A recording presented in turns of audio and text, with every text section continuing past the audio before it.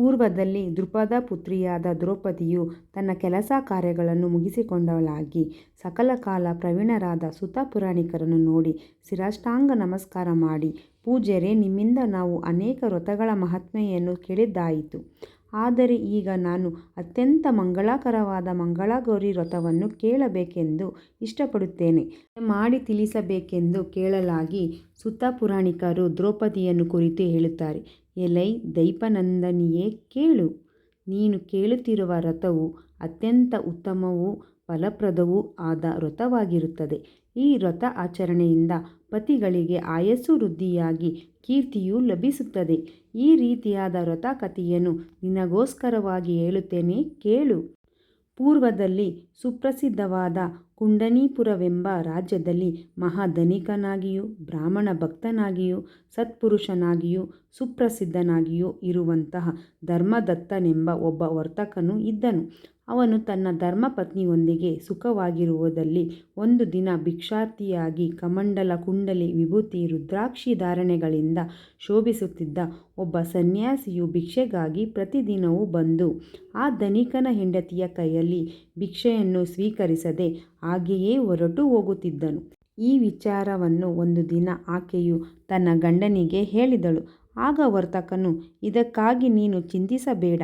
ನಾಳೆ ಆ ಸನ್ಯಾಸಿ ಭಿಕ್ಷಕ್ಕೆ ಬರುವ ವೇಳೆಗೆ ಸರಿಯಾಗಿ ನಿನ್ನ ಕೈತುಂಬ ಚಿನ್ನದ ನಾಣ್ಯಗಳನ್ನು ತೆಗೆದುಕೊಂಡು ಹೋಗಿ ಜೋಳಿಗೆಯಲ್ಲಿ ಹಾಕು ಎಂದು ಹೇಳಿದನು.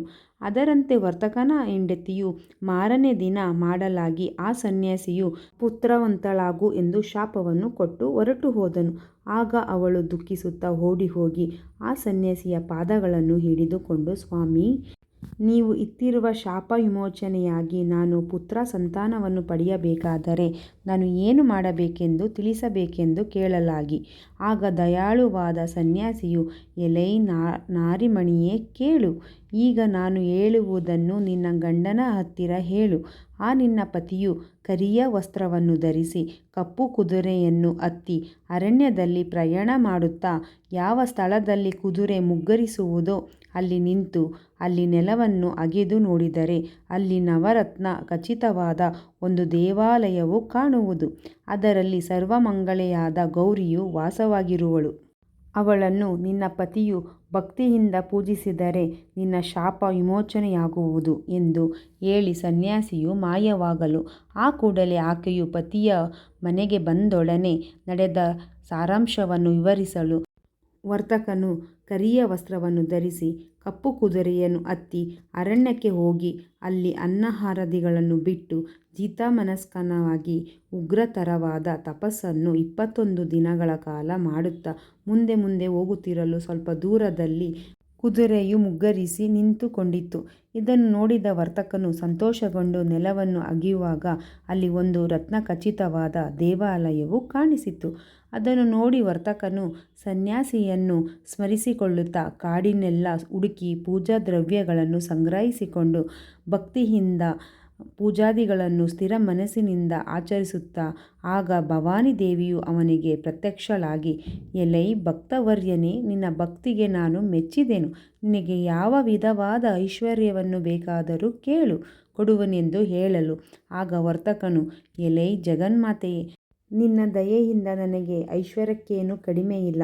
ಆದರೆ ನನಗೆ ಸಂತಾನವಿಲ್ಲದಿರುವ ಕಾರಣ ನನಗೆ ಮಕ್ಕಳಾಗುವಂತೆ ಅನುಗ್ರಹಿಸು ಎಂದು ಬೇಡಿಕೊಂಡನು. ಆಗ ಭವಾನಿಯು, ಆರ್ಯನೇ, ನಿನಗೆ ಮಕ್ಕಳಾಗುವ ಯೋಗವಿಲ್ಲ.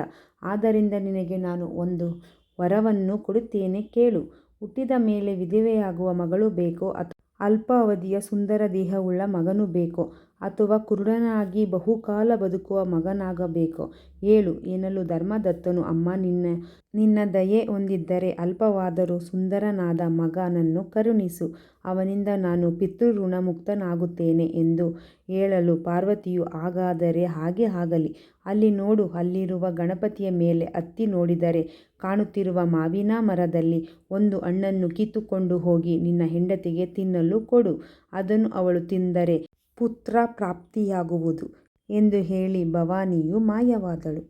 ಅನಂತರ ಈ ವರ್ತಕನು ಗಣಪತಿಯ ಮೇಲೇರಿ ಒಂದು ಹಣ್ಣನ್ನು ಕಿತ್ತುಕೊಳ್ಳದೆ ಬೇಕಾದಷ್ಟು ಹಣ್ಣನ್ನು ಕಿತ್ತುಕೊಂಡು ಕೆಳಗಿಳಿದು ನೋಡಿದರೆ ಒಂದೇ ಹಣ್ಣು ಇರುತ್ತಿತ್ತು. ಈ ರೀತಿ ವರ್ತಕನಾದ ಧರ್ಮದತ್ತನು 16 ಸಾರಿ ಗಣಪತಿಯ ಮೇಲೆ ಹತ್ತಿದನು. ಇದರಿಂದ ಗಣಪತಿಯು ಕೋಪಗೊಂಡು, ನೀನು ನನ್ನ ಮೇಲೆ 16 ಸಾರಿ ಹತ್ತಿದ್ದರಿಂದ ನಿನ್ನ ಮಗನಿಗೆ 16ನೇ ವರ್ಷದಲ್ಲಿ ಹಾವು ಕಚ್ಚಿ ಸಾಯಲಿ ಎಂದು ಶಾಪವನ್ನು ಕೊಟ್ಟನು. ಆಗ ತನ್ನಲ್ಲಿ ಉಳಿದ ಒಂದೇ ಒಂದು ಹಣ್ಣನ್ನು ತೆಗೆದುಕೊಂಡು ಬಂದು ತನ್ನ ಹೆಂಡತಿಗೆ ಆ ಹಣ್ಣನ್ನು ಕೊಟ್ಟನು. ಅವಳು ಆ ಹಣ್ಣನ್ನು ತಿಂದು ಕಾಲಗಳು ಕಳೆದಂತೆ ಅವಳು ಗರ್ಭವನ್ನು ಧರಿಸಿದಳು. ಆಕೆಯು ದಿನ ಕಳೆಯುತ್ತಾ ನವಮಾಸಗಳು ತುಂಬಿದ ಮೇಲೆ ಒಂದು ದಿನ ಒಳ್ಳೆಯ ಮುಹೂರ್ತದಲ್ಲಿ ತೇಜೋವಂತನಾಗಿಯೂ ರೂಪವಂತನಾಗಿಯೂ ಇರುವ ಗಂಡು ಮಗುವಿಗೆ ಜನ್ಮವಿತ್ತಳು. ಆಗ ದಂಪತಿಗಳಿಬ್ಬರಿಗೆ ಆನಂದಕ್ಕೆ ಪಾರವೇ ಇಲ್ಲವು. ಅವರುಗಳು ಕುಮಾರನ ಜಾತಕರ್ಮ ನಾಮಕರಣಗಳೆಲ್ಲವನ್ನೂ ಯಥಾವತ್ತಾಗಿ ಮಾಡಿ ಅವನಿಗೆ ಶಿವ ಎಂದು ನಾಮಕರಣ ಮಾಡಿದರು. ಆ ಮಗುವು ದೇವಿಯ ಅನುಗ್ರಹದಿಂದ ದಿನ ದಿನಕ್ಕೆ ಬಾಲಚಂದ್ರನಂತೆ ಬೆಳೆಯುತ್ತಿರಲು 8ನೆಯ ವಯಸ್ಸಿನಲ್ಲಿ ಅವನಿಗೆ ಉಪನಯನವನ್ನು ಮಾಡಿದರು. ಹೀಗೆ ಅವನಿಗೆ ವಿದ್ಯಾಭ್ಯಾಸಗಳನ್ನು ಕೊಡಿಸುತ್ತಿರುವಾಗ ಅವನಿಗೆ 10 ವರ್ಷಗಳು ತುಂಬಲು ಆತನ ಪತ್ನಿಯು ಮಗನಿಗೆ ಮದುವೆ ಮಾಡೋಣವೆಂದು ತನ್ನ ಪತಿಯನ್ನು ಕೇಳಲು, ಆಗ ಧರ್ಮದತ್ತನು ಮೊದಲು ನಮ್ಮ ಕುಮಾರನು ಕಾಶಿಯಾತ್ರೆಯನ್ನು ಮಾಡಿಕೊಂಡು ಬರಲಿ, ಅನಂತರ ಮದುವೆಯ ಯೋಚನೆ ಮಾಡೋಣ ಎಂದು ಹೇಳಿ ತನ್ನ ಬಾಮೈದುನನ ಜೊತೆಯಲ್ಲಿ ಹೋಗುವಂತೆ ತಿಳಿಸಲು ಅವನು ಕಾಶಿಯಾತ್ರೆಗೆ ಪ್ರಯಾಣ ಬೆಳೆಸಿದನು. ಇತ್ತ ಶಿವನು ಮತ್ತು ಅವನ ಸೋದರ ಮಾವನು ಒಟ್ಟಾಗಿ ಪ್ರಯಾಣ ಮಾಡುತ್ತಾ ದಾರಿಯಲ್ಲಿ ಸಿಕ್ಕ ಅನೇಕ ಪುಣ್ಯಕ್ಷೇತ್ರಗಳನ್ನು ಸಂದರ್ಶಿಸುತ್ತಾ ಅಲ್ಲಲ್ಲಿ ದೇವರ ದರ್ಶನವನ್ನು ಪಡೆಯುತ್ತಾ ಮುಂದೆ ಮುಂದೆ ಪ್ರಯಾಣ ಮಾಡುತ್ತಾ ದಾರಿಯಲ್ಲಿ ಒಂದು ಪ್ರತಿಷ್ಠಾನಗರವೆಂಬ ದೊಡ್ಡ ಪಟ್ಟಣವನ್ನು ತಲುಪಿದರು. ಆ ಪಟ್ಟಣದ ಮುಂದೆ ಒಂದು ಮನೋಹರವಾದ ಉದ್ಯಾನವಿದ್ದಿತು. ಅಲ್ಲಿಗೆ ಅನೇಕ ಕನ್ನಿಕೆಯರು ಬಂದು ಸೇರಿದರು. ಆಗ ಆ ಕನ್ನಿಕೆಯರಲ್ಲಿ ಪರಸ್ಪರ ಮನಸ್ತಾಪ ಉಂಟಾಗಿ ಒಬ್ಬಳು ಇನ್ನೊಬ್ಬಳನ್ನು ರಂಡೆ ಮುಂಡೆ ವಿಧವೆ ಎಂದು ಬೈಯುತ್ತಿದ್ದಳು. ಆಗ ಆ ಸುಶೀಲ ಎಂಬ ಹುಡುಗಿಯು ಇದೆಲ್ಲವನ್ನು ಕೇಳಿಸಿಕೊಂಡು, ಎಲೈ ಸ್ನೇಹಿತಳೇ, ನನ್ನನ್ನು ನಿಷ್ಕಾರಣವಾಗಿ ಏಕೆ ಬೈಯುತ್ತೀಯ? ಇದರಿಂದ ನನಗೇನೂ ಆಗುವುದಿಲ್ಲ. ನನ್ನ ತಾಯಿಯು ಯಾವಾಗಲೂ ಮಂಗಳಗೌರಿ ವ್ರತವನ್ನು ಮಾಡಿರುತ್ತಾಳೆ. ಈ ವ್ರತ ಪ್ರಭಾವದಿಂದ ಯಾವ ಜೀವ ಸುಮಂಗಲಿಯಾಗಿಯೇ ಇರುವರು. ಅಂಥ ಶ್ರೇಷ್ಠವಾದ ಮಂಗಳಗೌರಿ ವ್ರತವನ್ನು ಮಾಡುವಾಗ ಯಾವ ಸ್ಥಳದಲ್ಲಿ ದೀಪಗಳನ್ನು ಇಟ್ಟು ಪ್ರಜ್ವಲಿಸುವರೋ ಆ ಸ್ಥಳದಲ್ಲಿರುವವರಿಗೆ ಸಕಲ ಸನ್ಮಂಗಳಗಳು ಉಂಟಾಗುವವು ಎಂದು ಹೇಳುತ್ತಿರುವಾಗ ಅಲ್ಲಿ ಹತ್ತಿರದಲ್ಲಿಯೇ ಇದ್ದ ಶಿವನ ಸೋದರ ಮಾವನು ಇದೆಲ್ಲವನ್ನು ಕೇಳಿಸಿಕೊಂಡವನಾಗಿ ಮನದಲ್ಲಿಯೇ ಇವಳು ನಮ್ಮ ಶಿವನಿಗೆ ತಕ್ಕ ವಧುವೆಂದು ಯೋಚಿಸಿ ಹೇಗಾದರೂ ಮಾಡಿ ಅವರ ಮಾತಾಪಿತೃಗಳನ್ನು ಕಂಡು ಮಾತನಾಡಬೇಕೆಂದು ಆ ಹುಡುಗಿಯ ಹಿಂದೆಯೇ ಹೋದರು ಮತ್ತು ಅವರ ಮನೆಯ ಹತ್ತಿರವಿದ್ದ ಒಂದು ದೇವಾಲಯದಲ್ಲಿ ಇಳಿದುಕೊಂಡರು. ಹೀಗಿರುವಲ್ಲಿ ಸುಶೀಲೆಯ ತಂದೆಯಾದ ಹರಿಯು ತನ್ನ ಕುಲದೈವನಾದ ಈಶ್ವರನ ಅಪ್ಪಣೆಯಂತೆ ಮಗಳು ವಯಸ್ಸಿಗೆ ಬಂದಿದ್ದಳು.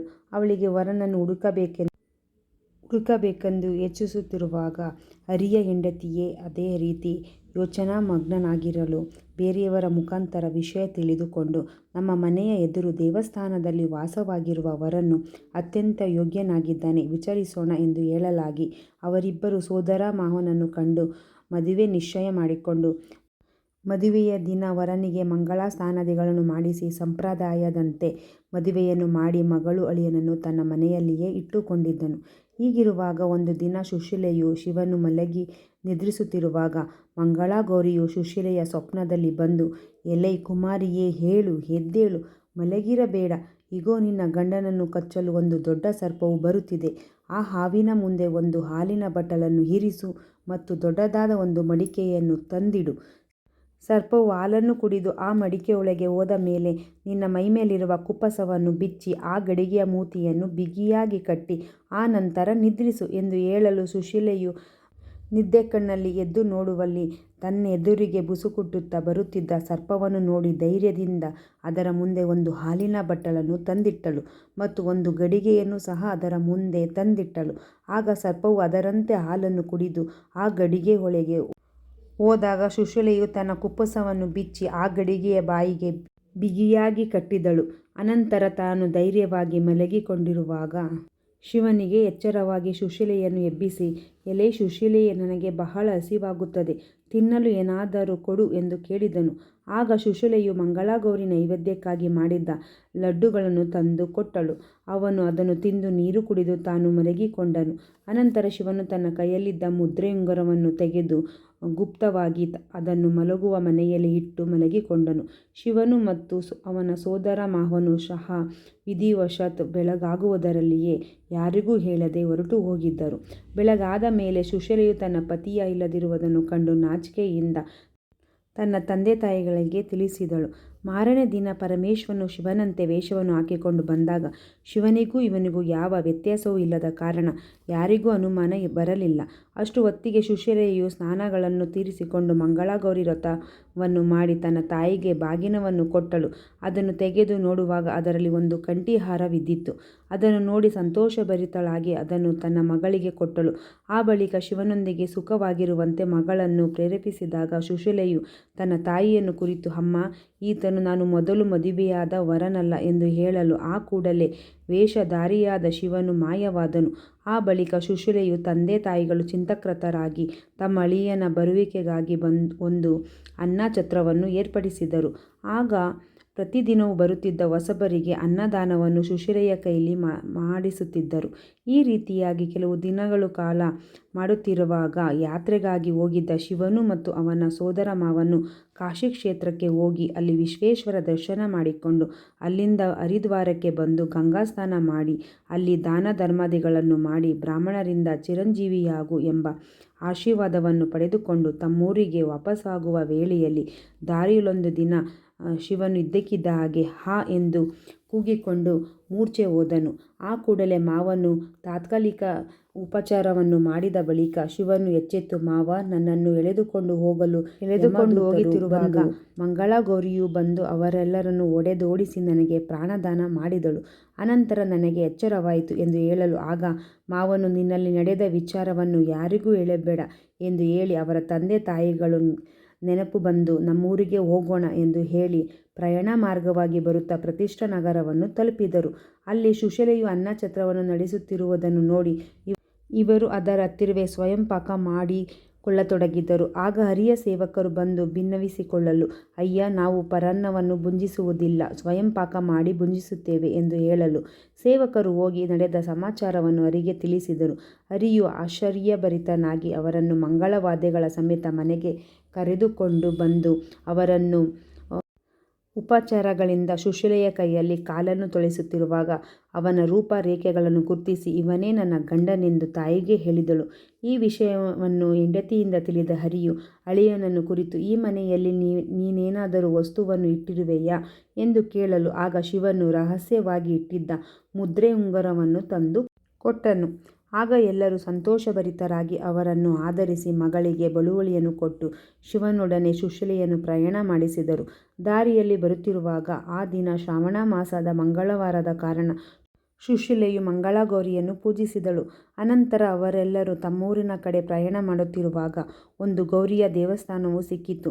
ಅಲ್ಲಿ ಸುಶೀಲೆಯು ಭಕ್ತಿಯಿಂದ ಗೌರಿಯನ್ನು ಆರಾಧಿಸಿ ಪ್ರಸಾದವನ್ನು ಸ್ವೀಕರಿಸಿ ಮುಂದೆ ಪ್ರಯಾಣ ಮಾಡುತ್ತಾ ಕುಂಡನಿ ನಗರದ ಸಮೀಪಕ್ಕೆ ಬರುತ್ತಿರುವಾಗ ಊರಿನ ಜನರು ಇವರನ್ನು ನೋಡಿ ಸಂತೋಷಗೊಂಡು ಈ ವಿಷಯವನ್ನು ಧರ್ಮದತ್ತನಿಗೆ ತಿಳಿಸಲು ಆದರೂ ಸಹ ಆನಂದಭರಿತರಾಗಿ ಮೂವರಿಗೂ ಸಾಷ್ಟಾಂಗ ನಮಸ್ಕಾರ ಮಾಡಿದ ಬಳಿಕ ಅತ್ತೆ ಮಾವ ಇಬ್ಬರೂ ಸಹ ಸುಶೀಲೆಯನ್ನು ಕುರಿತು, ಅಮ್ಮ ಪತಿವ್ರತೆ, ನೀನು ಯಾವ ವ್ರತವನ್ನು ಮಾಡಿದ ಕಾರಣ ನನ್ನ ಮಗನಿಗೆ ದೀರ್ಘಾಯಸ್ಸು ಉಂಟಾಯಿತೋ ಆ ವ್ರತವನ್ನು ನಮಗೂ ಸಹ ತಿಳಿಸಬೇಕೆಂದು ಕೇಳಲಾಗಿ ಅದಕ್ಕೆ ಸುಶೀಲೆಯು, ಅಮ್ಮ, ನಾನು ಯಾವ ವಿಧವಾದ ವ್ರತವನ್ನು ಕಂಡವಳಲ್ಲ. ನೀವೇ ಮಂಗಳಗೌರಿ, ನಿಮ್ಮ ಪತಿಯೇ ಪರಮೇಶ್ವರ, ನಿಮ್ಮಿಬ್ಬರ ಮಗನೇ ನನ್ನ ಪತಿ. ಈ 3 ಜನರ ಸೇವೆಯೇ ವಿನಃ ಬೇರೆ ಯಾವ ವ್ರತವೂ ನನಗೆ ತಿಳಿಯದೆಂದು ಹೇಳಿದಳು ಮತ್ತು ಅವರ ಸೇವೆಯನ್ನು ಬಹುಕಾಲ ಮಾಡಿಕೊಂಡಿದ್ದಳು. ಹೀಗೆಂದು ಸುತರು ದ್ರೌಪದಿಗೆ ಹೇಳಿ, ಎಲೇ ದ್ರೌಪದಿ ದೇವಿಯೇ, ಲೋಕದಲ್ಲಿ ಯಾರು ಈ ವ್ರತವನ್ನು ಮಾಡುತ್ತಾರೆಯೋ ಅವರು ಸಕಲ ಸಂಪತ್ತನ್ನು ಮತ್ತು ದೀರ್ಘ ಸೌಮಂಗಲ್ಯವನ್ನು ಪಡೆದು ಪುತ್ರ ಸಂತಾನವನ್ನು ಪಡೆದು ಸುಖವಾಗಿರುತ್ತಾರೆಂದು ಎಂದು ಪುರಾಣಿಕರು ಹೇಳಿದರು. ಭವಿಷ್ಯೋತ್ತರ ಪುರಾಣಕ್ಕೆ ಸೇರಿದ ದ್ರೌಪದಿ ಸಮೂಹದ ಮಂಗಳಗೌರಿ ವ್ರತಕಥೆಯು ಸಂಪೂರ್ಣವಾಯಿತು. ಈ ಕಥೆಯನ್ನು ಕೇಳಿದ ಎಲ್ಲರಿಗೂ ಮಂಗಳಗೌರಿಯು ಸುಖ, ನೆಮ್ಮದಿ, ಆಯಸ್ಸು, ದೀರ್ಘ ಸೌಮಂಗಲ್ಯವನ್ನು ಕೊಟ್ಟು ಕಾಪಾಡಲಿ ಎಂದು ದೇವರಲ್ಲಿ ಪ್ರಾರ್ಥಿಸುತ್ತೇನೆ. ಧನ್ಯವಾದಗಳು.